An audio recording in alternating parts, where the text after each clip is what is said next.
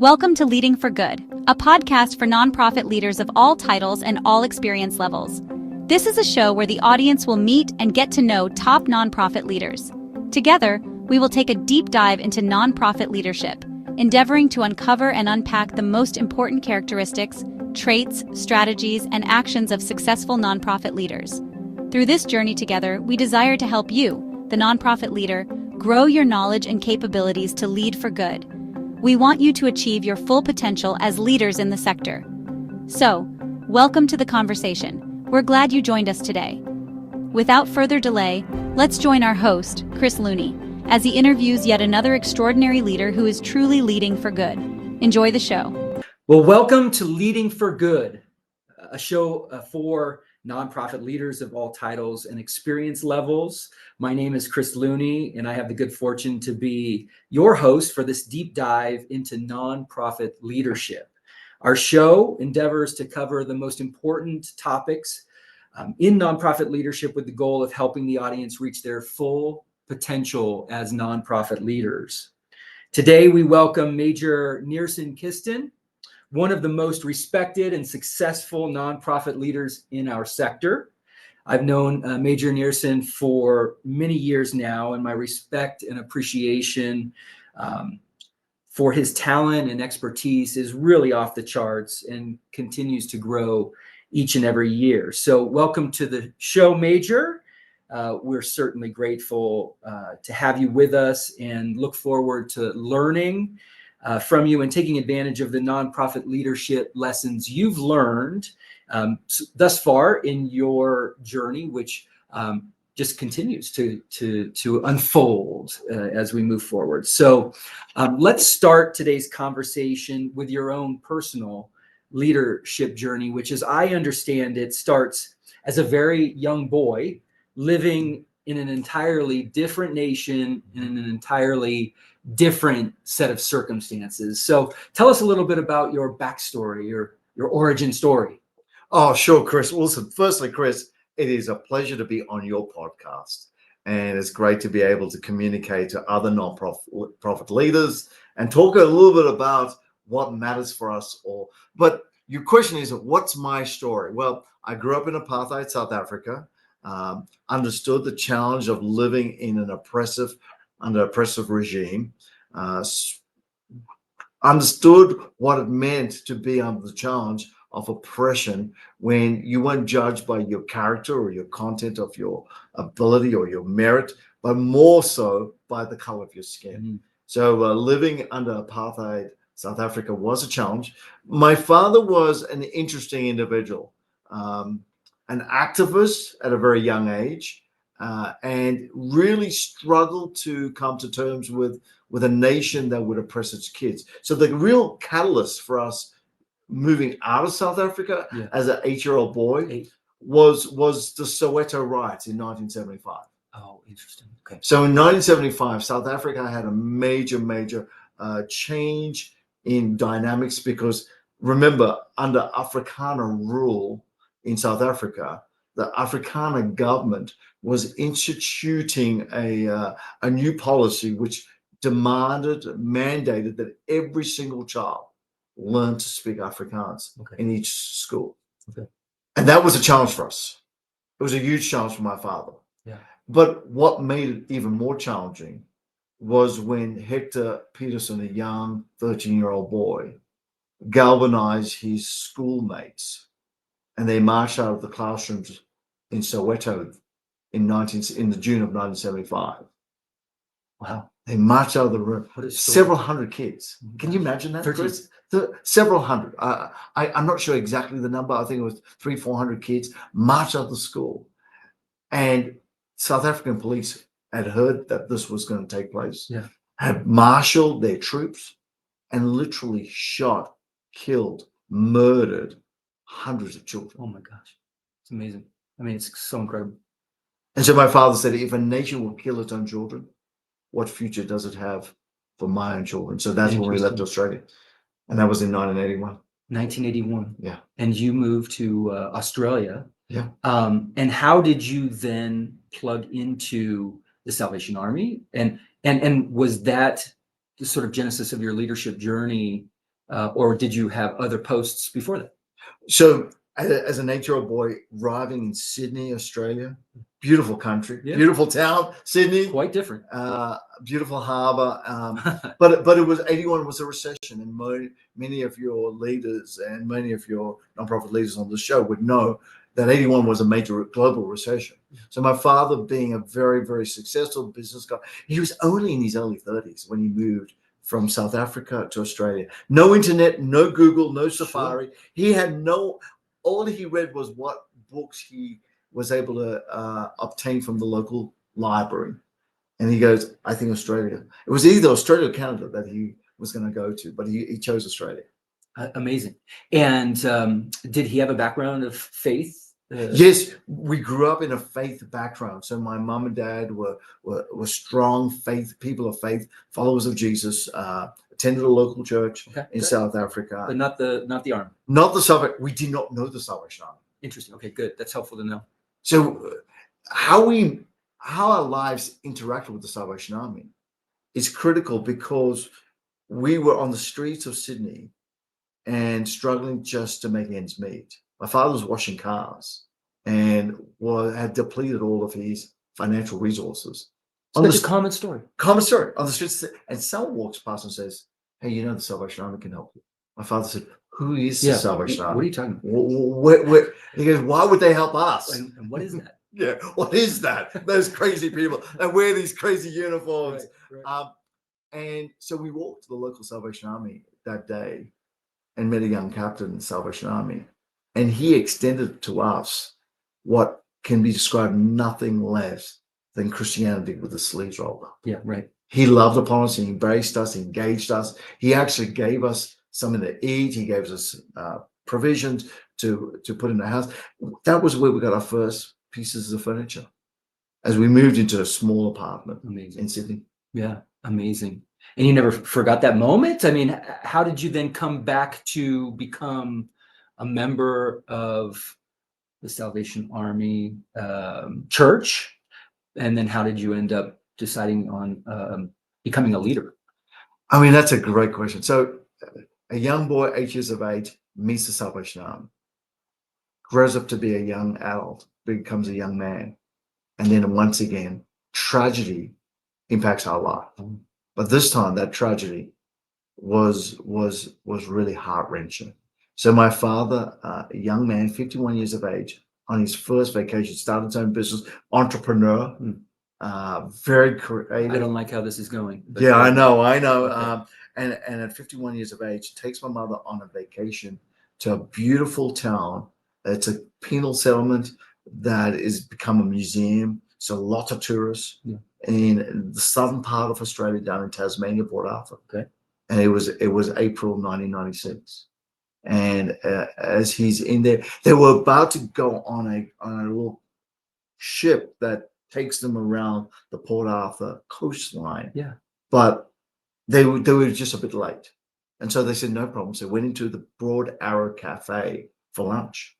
And while sitting in the Broad Arrow Cafe, a young man with significant mental health challenges broke into the Broad Arrow Cafe and started shooting at people. Oh my God. My father recognized what was going on. My mother actually thought it was a reenactment. She thought maybe this is part of the show that goes on in this convict settlement, but it wasn't.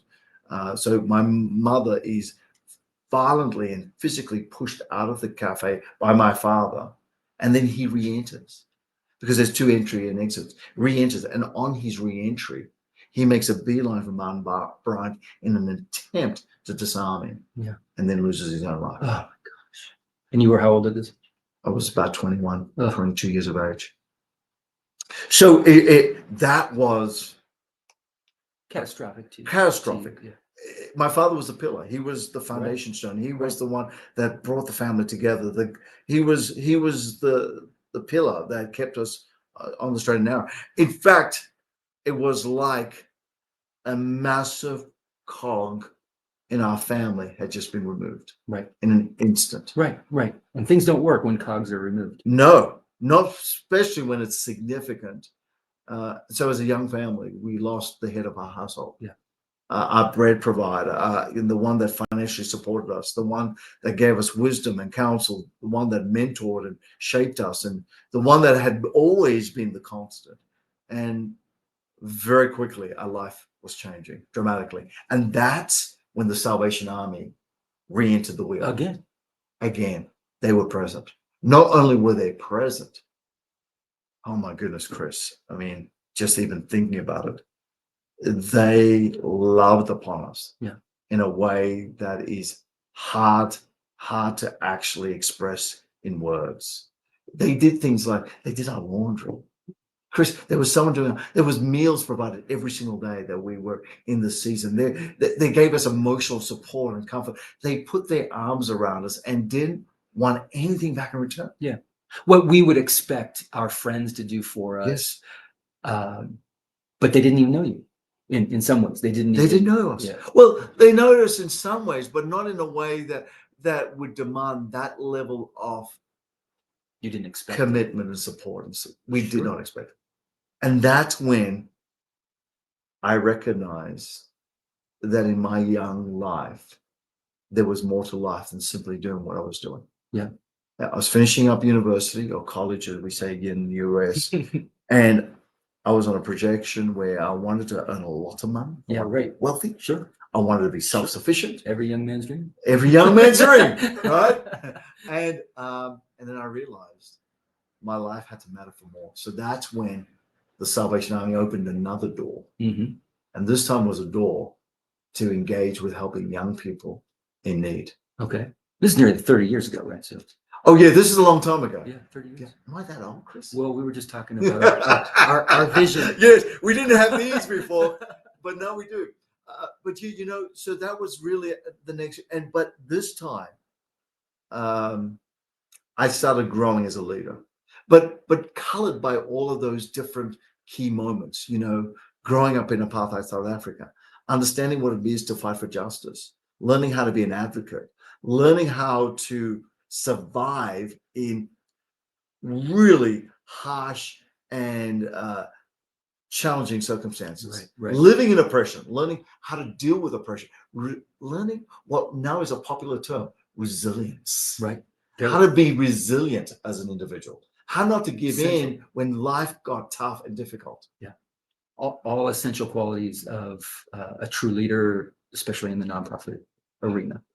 Requirements. It is an essential criteria. Resilience, so often people give up when the goings get tough. Yeah. But resilience, learning how to actually face your challenges and press through it. Right. That's it.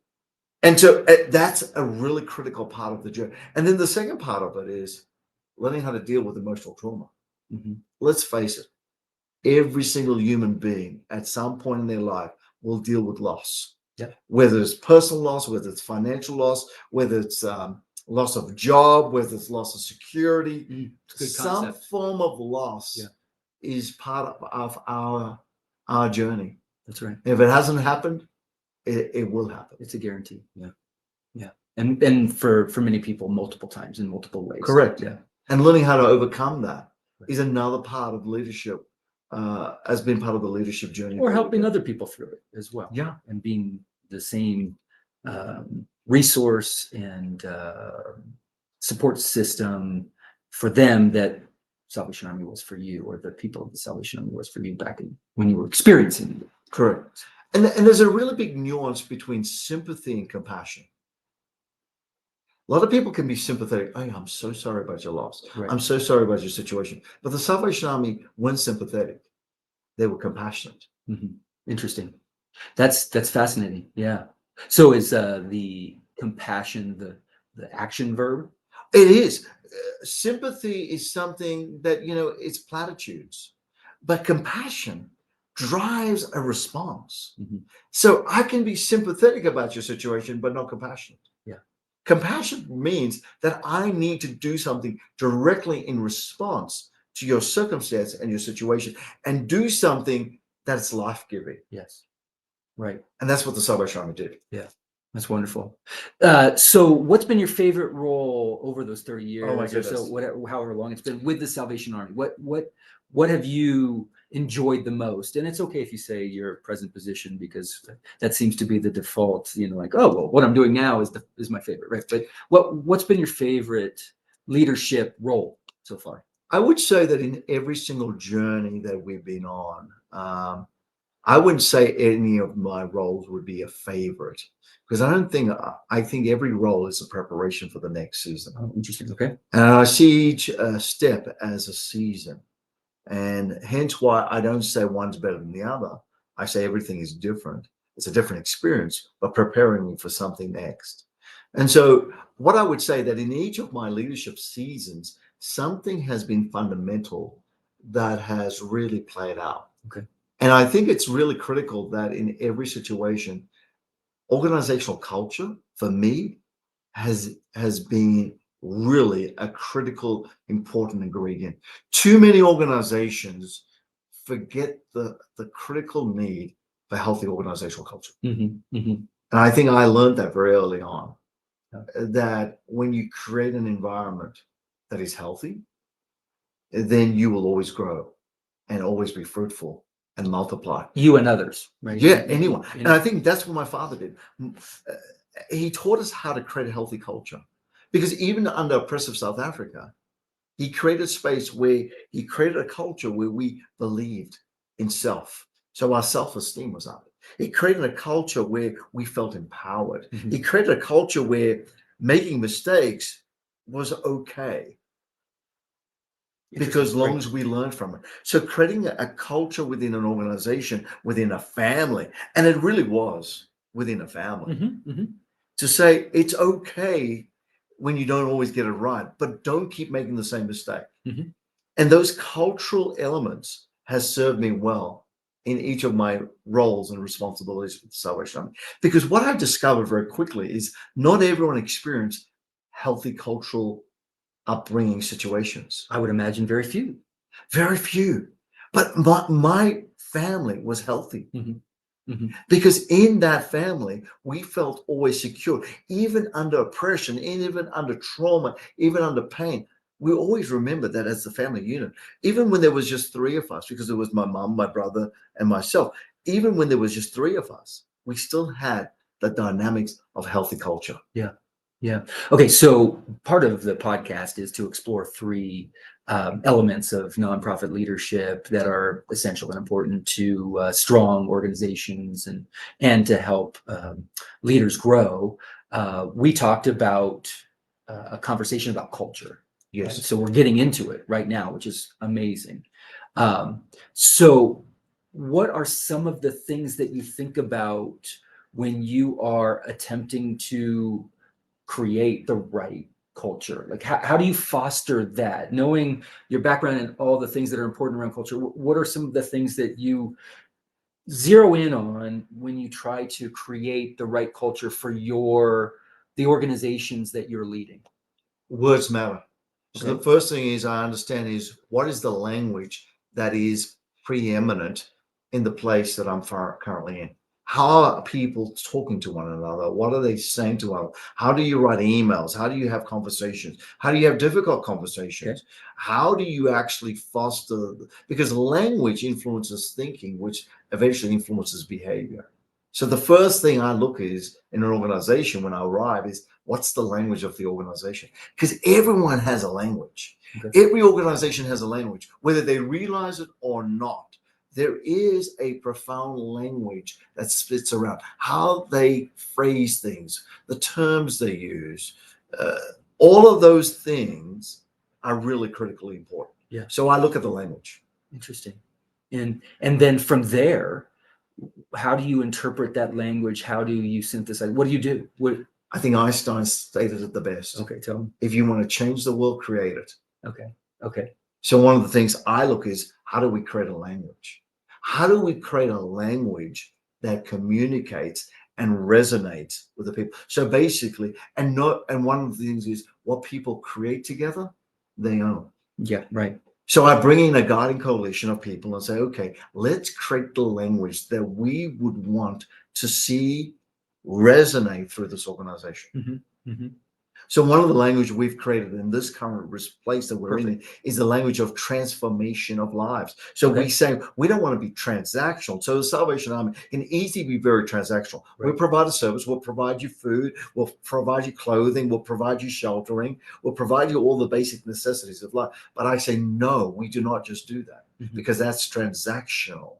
How do we move from a transactional space to transformational? How do you transform people into becoming the people that they need to be for a community to grow, to foster health, to foster fruit, to foster effectiveness, and break cycles and break the cycles?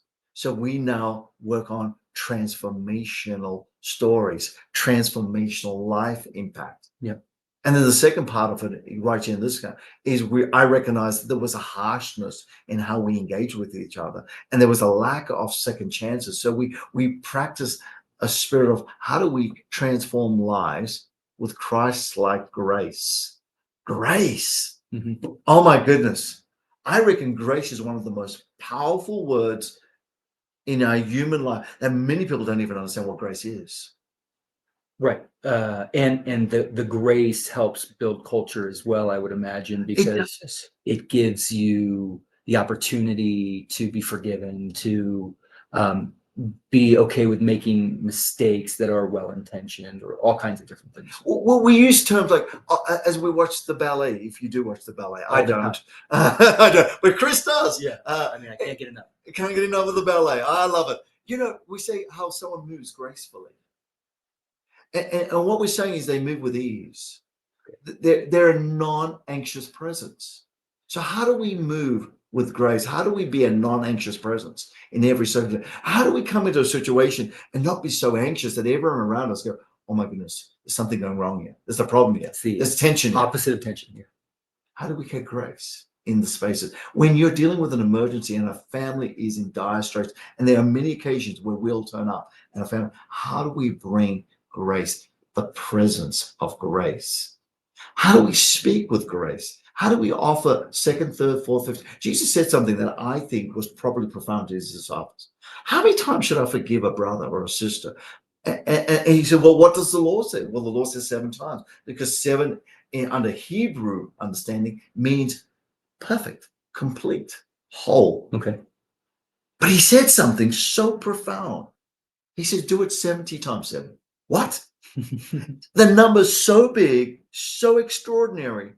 So that's what grace is? For me to keep on giving to people, even when they mess up. Right. So when we're dealing with people in addiction, I'm saying we don't throw them out when they get it wrong. Even the second time. Second time or a third time or a fourth, or even the seventh, we extend to them grace. Or when a kid comes to one of our camps and it has special challenges, behavioral, we don't kick them out of the camp because everyone's always kicking these kids out. Right. Yeah. Right. So easy. It's so easy. Well, you didn't fit the behavior code. Our schools do it all the time. You're a bully. We're going to kick you out. We're going to be punitive. But no, the Salvation Army in this division, under my command, we're going to show grace to people. Yeah. Yeah. Grace, all of these different elements I can see really help build the right culture, and a culture that helps the organization grow, helps staff and volunteers and donors feel like they're contributing to something big, something important, something meaningful. So I love that culture element in building the appropriate culture. And I think more attention needs to be given by leaders to the type of culture that they're creating. And too often I feel like culture is allowed to continue over the different leadership tenures of people. And if that culture continues in a negative way, it doesn't matter who the leader is. Correct. Right. You can be a very capable leader, but if the culture is stymieing, the right kind of growth or the right kind of success, it's going to be harmful. So, well, was it Ronald Harper that says, "Culture eats strategy for breakfast"? I think it was Drucker. Peter Drucker. Yeah, Peter Drucker. Thank you. I knew. See, Chris, you're so much smarter than me. That's right. Well, Peter ballet Drucker. and Peter Drucker. Peter you know, Drucker. But you know, Peter right? Drucker said, "Culture eats strategy for breakfast." Right. And I honestly think one of the biggest challenges for leaders is that we focus so much on strategy, Right. so much on Good function, point. so much on Process. productivity and process. Yeah. But all of that stuff is not sustainable if the organizational culture is not healthy. And I think when we start first with culture, it then births to vision. Mm-hmm. That's great. That's great. Well, we'll talk about vision in a second, because I know that's the second area that we want to explore. But before that, I had something that I wanted to address. And it's the conversation that we had last time we were together about your life coach Oh, yeah. and how your life coach influenced your perspective on nonprofit leadership.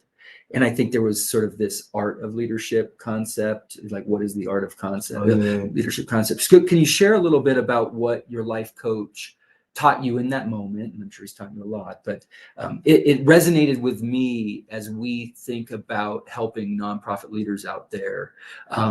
Share a little bit more about what you learned. Oh, sure. Well, there's two elements. Like leadership is an art and a science, but often it's somewhere in between those two paradigms. Perfect. And learning how to understand that there is no formula with leadership. That actually it is an art. I think often it's argued that leaders are born, and some people will say no, leaders can be created. Mm-hmm. I actually have a very hard line on this. Okay. I think we are very premature, and when we say, "Oh, well, we can create leaders," I don't believe leaders are created. I reckon leaders are born. Okay. I think what you can do very much is you can help leaders grow in their leadership capacity, their shape, and their form, Fair. and that can be modified and grown, and that skill and ability and talent can really develop. Yeah. But I don't think leaders can be. If someone doesn't naturally have a leadership art or a leadership bent Or internal drive. or then I think it's unfair to expect people to be that. Many would love to be leaders because leadership seems to have this sexy, "Oh, I'm a leader." Yeah. But I honestly don't think that is actually helpful to people. I think we often set people up for failure. And I think in the nonprofit world, because we're so short on people, we're always wanting to put people into positions. Yeah. I've learned a long time ago. Yeah. You need to put the right person on the right seat on the right bus. And we know that, to me, is so critical. And Jim Collins, Good to Great, says one of the biggest things that we do in leadership is we don't understand the leadership. Most good leaders never become great leaders. Yeah.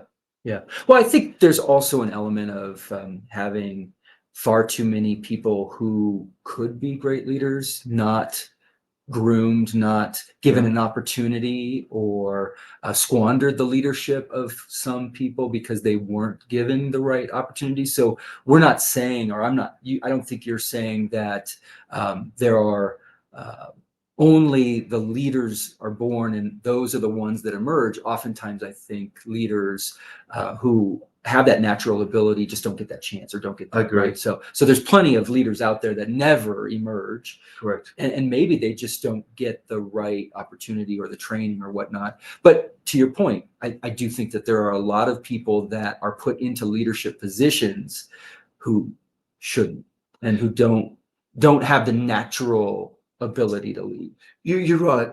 But one of the things I would say to you, Chris, is, and this is a really good conversation, is if you're a leader and you have people with leadership capacity, and we do not allow that next generation of leadership to come to the forefront, shame on us. 100%.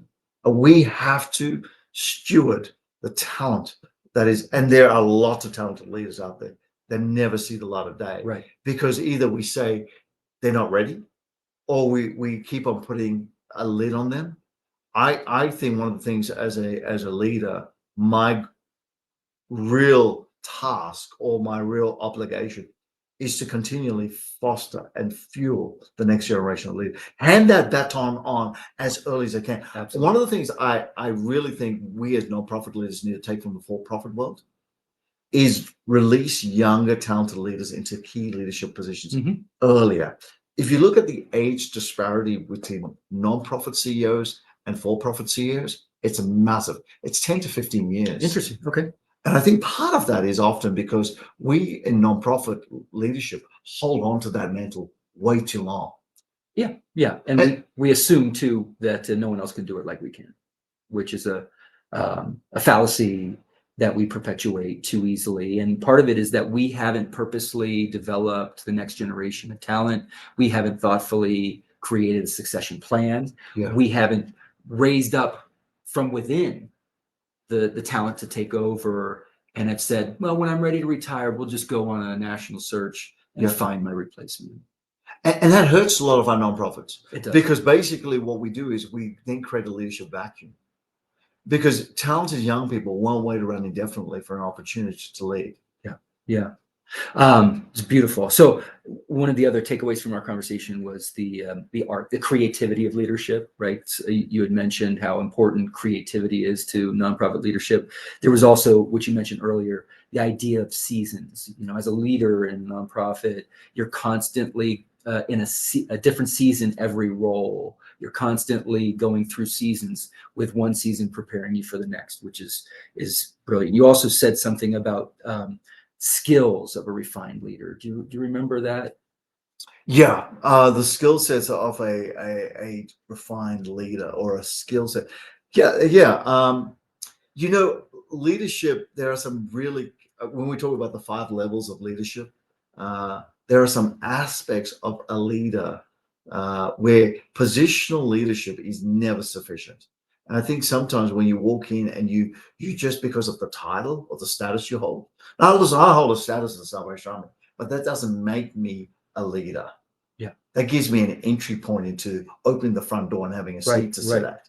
But leadership is far more than that. Yeah. And I think one of the things is we actually, too many leaders abuse their leadership mantle by being a authoritarian type leader. Okay. Now, I do agree there are times when you need different types of leaders for different circumstances. In a disaster and emergency, you need someone that actually takes control and takes charge. Right.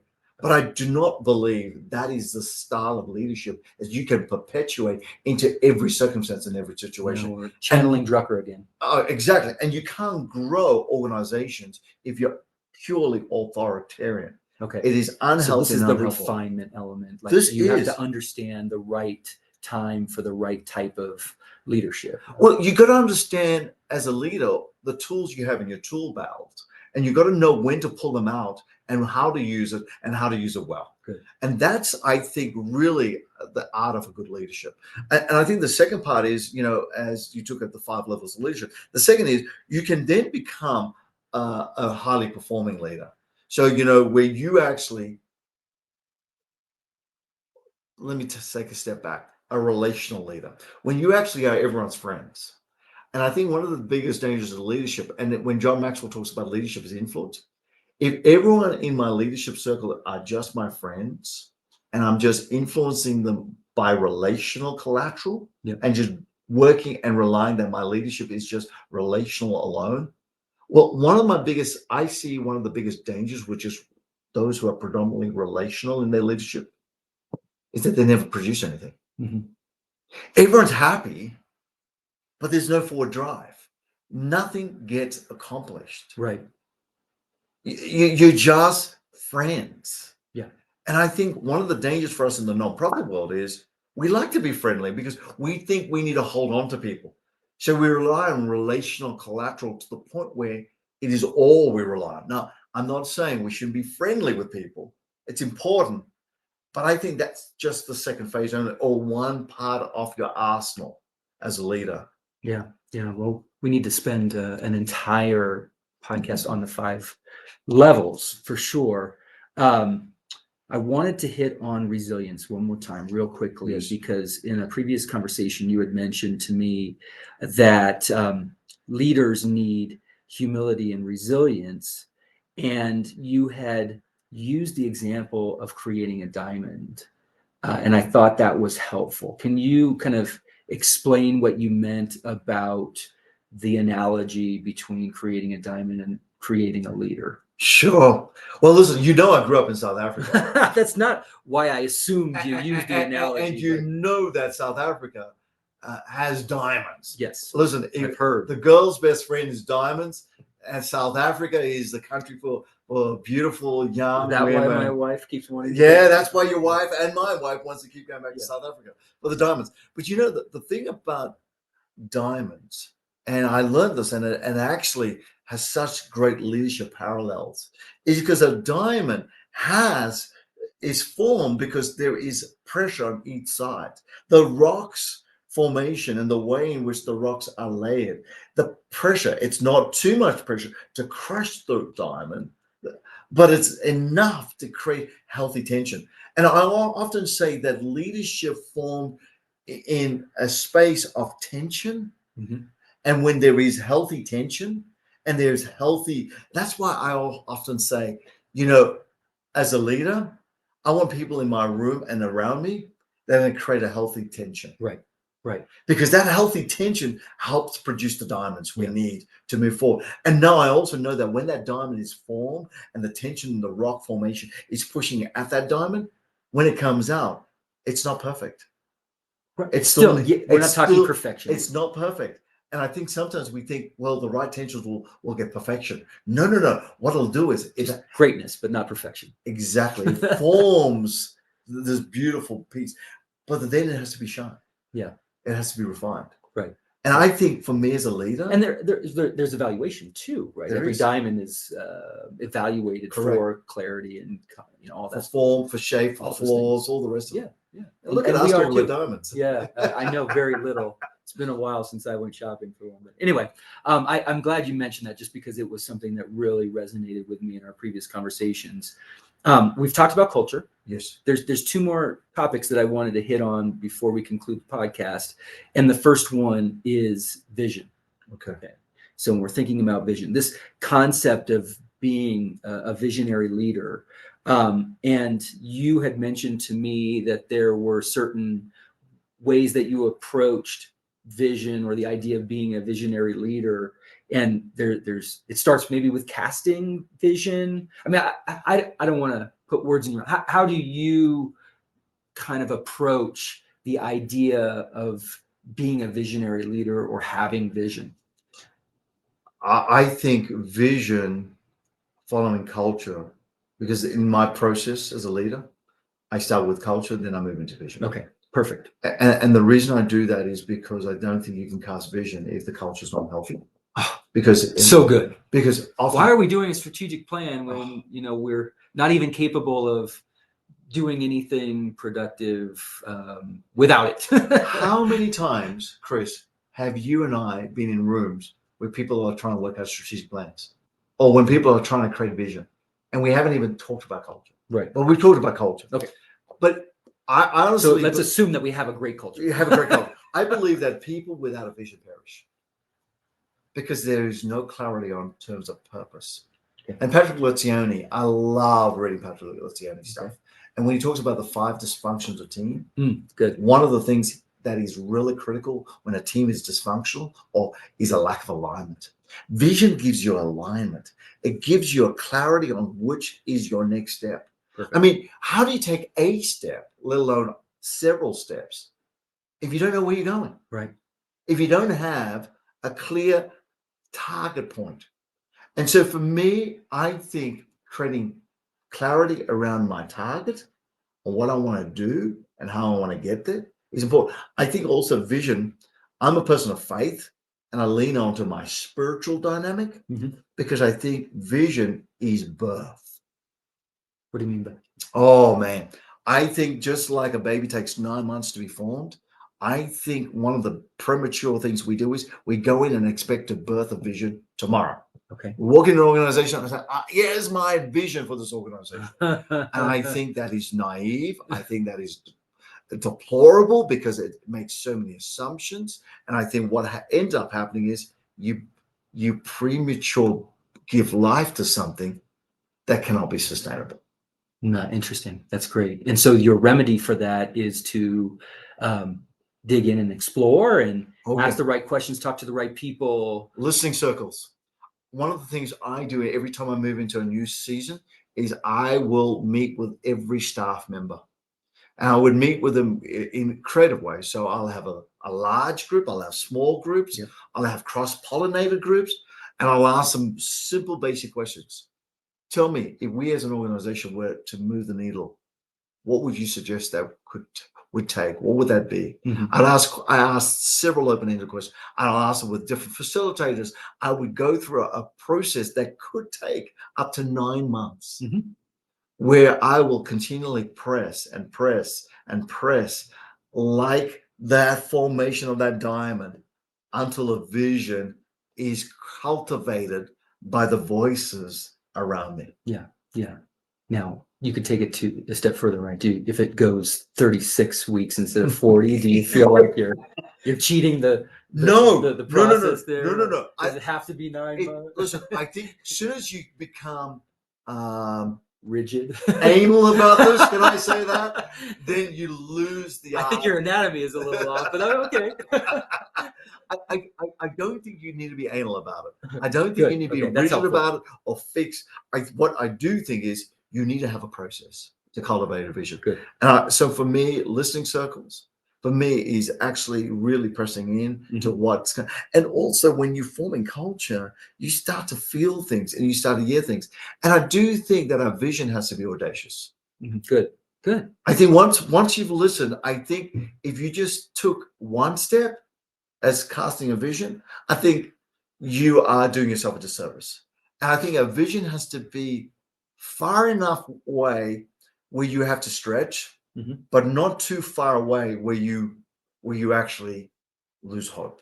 Oh, that's so good. Yeah, that's a great quote. Might have to back that up and cut that and promote that. That's such a good quote. So good. I love that. Because I think you need to stretch for it, but you don't need to leave it where there's a chasm between you and it, so that you just fall as if you're falling back in the big ditch. Oh, yeah. Nothing is damaging as much as having a vision that is unattainable. And what that does for your team in terms of setting their sights so high that they feel like failures. So it can't be a slam dunk. No, it can't be. But it has to challenge and stretch people to something they maybe are a little bit uncomfortable with, to provide that tension, right? It has to. But here's the important thing: vision is continually evolving. So the other thing that I'm continually mindful is vision is really incremental. Vision is incremental, okay? So that I don't actually go every time. I one of the things I don't change my culture. I don't change my values unless the culture is unhealthy. But once you got a healthy culture, the values, they remain your DNA. They're your constant. Oh, interesting. But your vision has to continue, because once you get to the vision, then you need to find and birth new vision. Yeah. Okay. Because your vision has to fuel your strategy. Yeah. Because your strategy is your roadmap on how you're getting to your vision. Okay. But your vision is actually the one that's pulling you along. Yeah. I love it. It's luring you to new possibilities and new opportunities. Okay. So this is going to be perfect, because we talked about culture, which comes first. Then we talked about vision, which pulls you along. Then you have the people.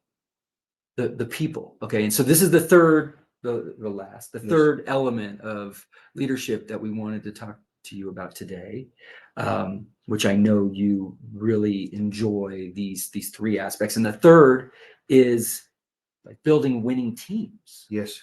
And it seems appropriate that it comes after culture, after vision. And here now we're talking about who are the people on this bus with me, or with the organization, that are going to achieve that vision. So let's jump into the idea of teams. And I think there's a word that you use, galvanizing. Yeah. Okay. So talk to us a little bit about the importance of having the right team and how you maybe even create the right team. I love that question. But you're right. I would say vision / strategy, because I think they both go hand in Okay, hand. that's helpful. Yeah, let's put that into the right context. But then in terms of people, one of the things that fundamentally I've seen with great leaders throughout the generations. Okay. Great leaders realize that leadership actually is about building teams. If you wanna build a momentum, and if you want to build and create a momentum that actually becomes so big and so audacious and really brings lasting, sustainable change, then it will take a team. It'll take a team. It has to take a team. You can't win this or conquer some of your greatest organizational challenges without a great team. And I think the investment in people is paramount. Invest in them in ways where you recognize. I love what Jesus did, right? Jesus started up the Son of God. I mean, this divine, even if you're not a person of faith, you have to admire what he did. He brought together a second string team, because all of the great people of that day and time, right? Right. They went and worked with the Pharisees, the Sadducees. That's what they did. But he got these guys that were uneducated, except for the Apostle Paul, uneducated, ordinary fishermen. Right. And he brought them together. Yeah. And he started to tell them a story, a vision. Right.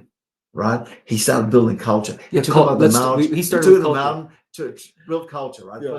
And then he gives them a vision. Yeah. He gives them a vision about a kingdom. Yeah. A kingdom that and he gave them the strategy as well. And he gave them a strategy Right. of how to do it. Right. He gave them a blueprint. 2x2. But he didn't do it on his own. No. He built a team. Right. What a good model. And what a phenomenal model. And not only did he build a team, he taught the team. He established within them the self-confidence. You know what most people need is confidence. Yeah, it's good. One of the things I've learned as a parent, if you can give your child confidence, they can do anything. Amazing. And I think one of the biggest danger we're facing in this modern society is that I see and meet and engage so many people that lack self-confidence.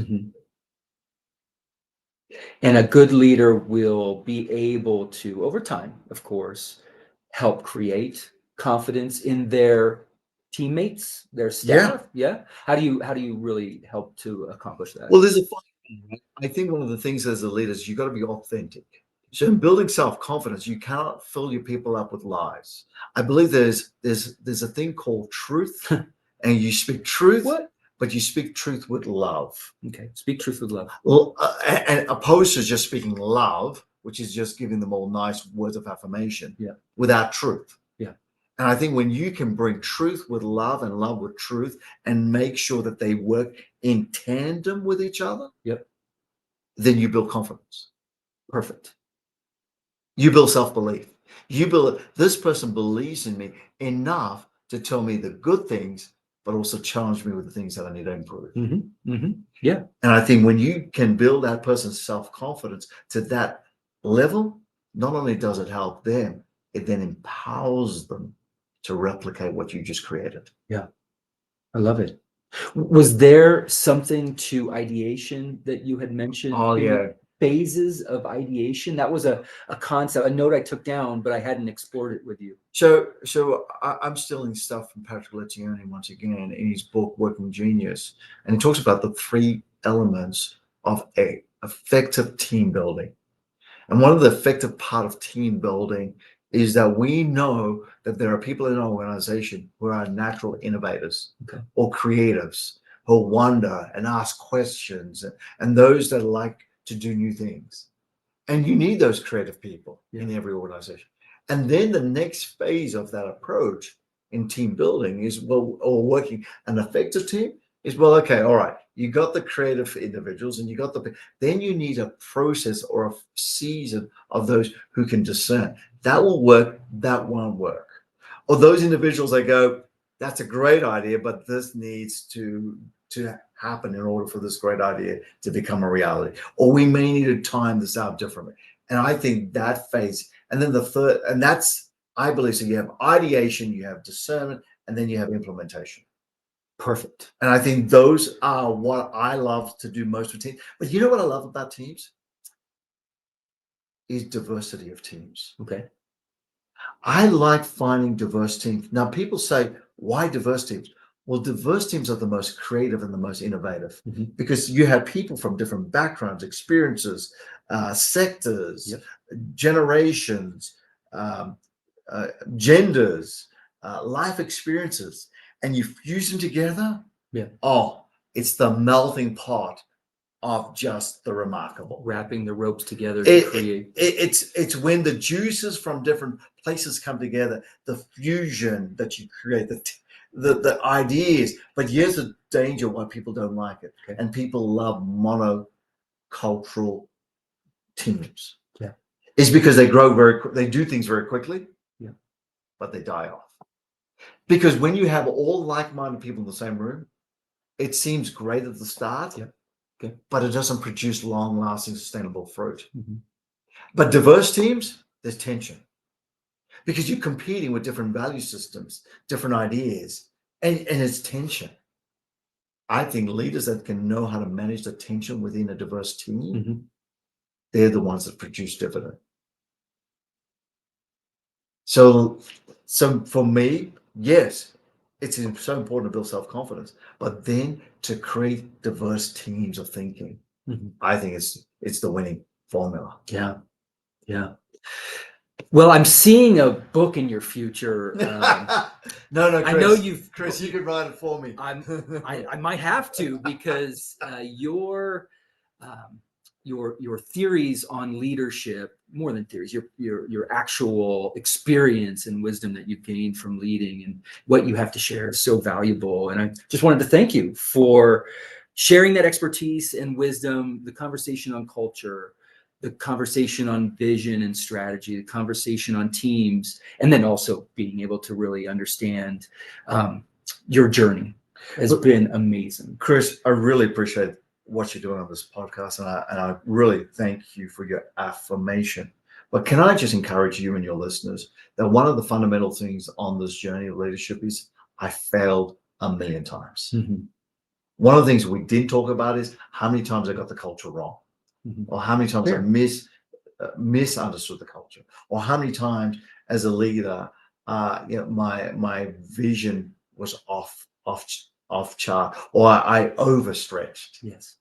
How many times I really got the people piece wrong. Yeah.